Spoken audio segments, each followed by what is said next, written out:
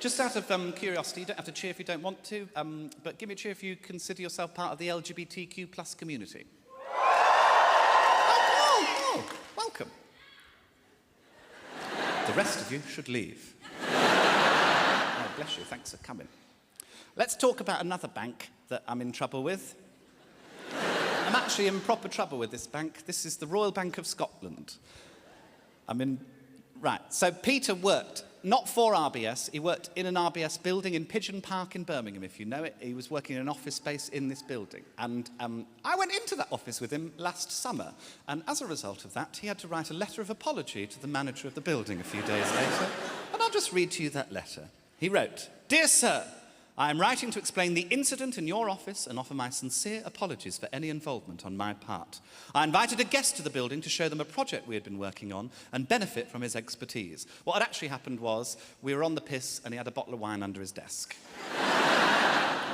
At security, he was asked to enter his name for a guest pass. I did not see what he typed because I was dealing with some emails on my phone. They get you to type in your name on a fancy touchscreen as you go into the RBS building. I didn't want to do that. I was feeling silly. So what I did is I just typed in the first two words that came to mind, which happened to be Rhubarb Bikini. I don't know why. There was a short discussion between my guest and the security guard. This is where the security guard quite rightly said, "What's that?" And I said, "It's pronounced Ryan."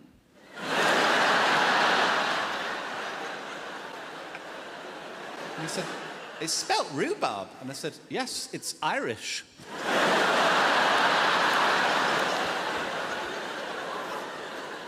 Then a pass was printed and we were allowed into the building. Here is that pass.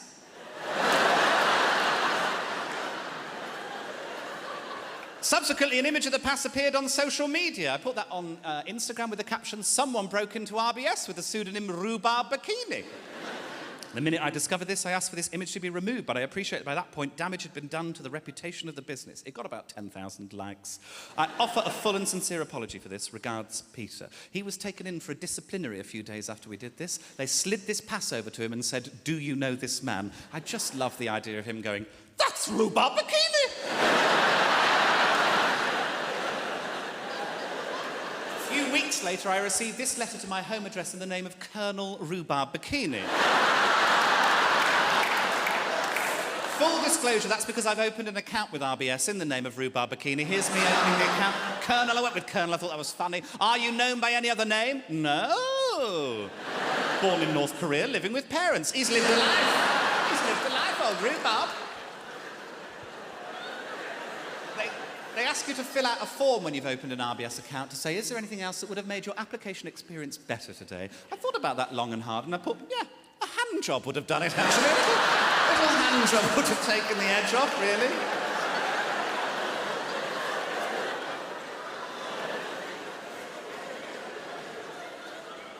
He rang me, he said, "Joe, we're in a lot of trouble." I was like, "What do you mean?" He said, "I've just had this disciplinary, I've been banned from the office for 2 months." And I said, I was really shocked. I'm so sorry, what an overreaction. Like, it's just a silly joke. And he said, "Oh, I don't really mind, like, I don't like working there, so I'm happy to have the time off."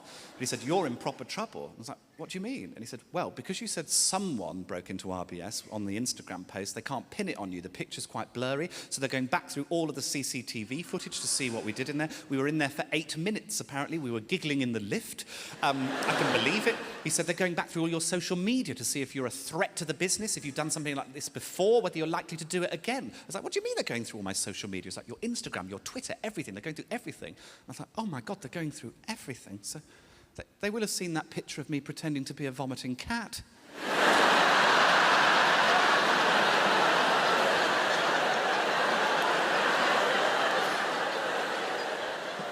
They will have seen that picture of an egg that I put Iggy Azalea's face on and called it Iggy Azalea. God, they will have seen that tweet which I did, which is, "I like my sex like I like my Brexit, hard and overseen by Theresa May." God, they will have seen all the times I dressed up as Theresa May using things that are just nearby. I've done loads of these. She's a style icon, this woman. She's a style icon. Right. Take this one, and this is the original, an extraordinary photo in its own right. This is my version. Right. And the neck is a chorizo. The woman's face is a sculpture that I made. The earring is a courgette. Strong work from Joe Lycett all round. I said, oh my God, they will have seen that sign that I posted which reads, this seating area is for customers of Costa Coffee only, which I sent direct to Costa Coffee with the caption, just sat here and drank a Cafe Nero, and the shit all you can do about it. I said, oh my God, they will have seen that time I was on the Lorraine Kelly show and gave Lorraine a quiche Lorraine. She was very confused. Oh my God, they will have seen those tweets which I did, which started with, I love the Saturdays, hard to choose my favourite, but I'd probably say the 17th of May, 2003, which I followed up with, I love One Direction, hard to choose a favourite, but I'd probably say left. I said, oh my God, they will have seen that picture of Jeremy Corbyn that I put on a bin in my car and called it Jeremy Carbin. They will have seen that tweet which I did, which is, I like my women how I like my coffee, nowhere near my penis. And I suppose if they're looking into the future, they're about to see a painting I'm going to do of the man that runs your building, because I've done some Googling and I know what he looks like. And it's just him in the office saying, no, I'm Rhubarb Bikini. You have been an extraordinary audience. Thank you.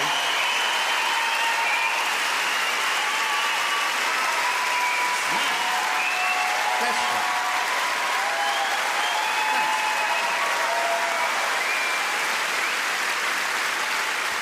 Okay. Right, so I obviously wasn't done with RBS. Of course I wasn't.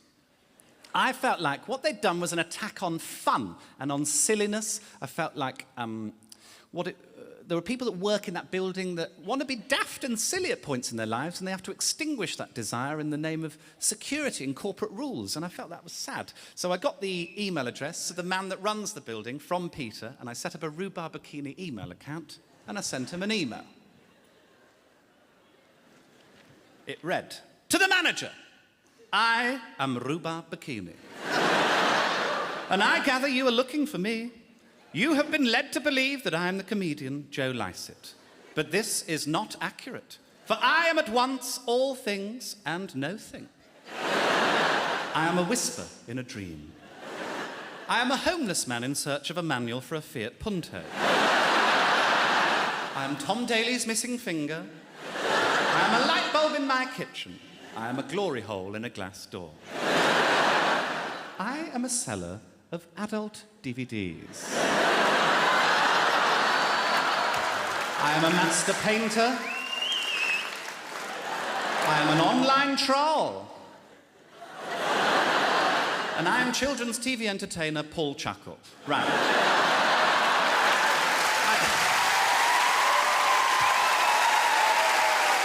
Good old Paul. I asked for one of these, he sent dozens.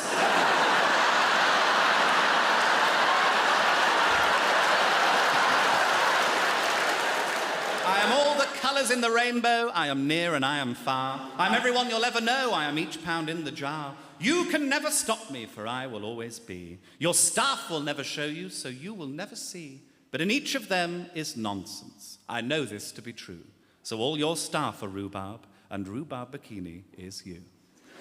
I also put PS, I'm also Alexa. I'm Rhubarb Bikini and you should suck a dog's cock. Thank you so much for coming to my show. Have a great rest of your weekend and lives. Thank you so much.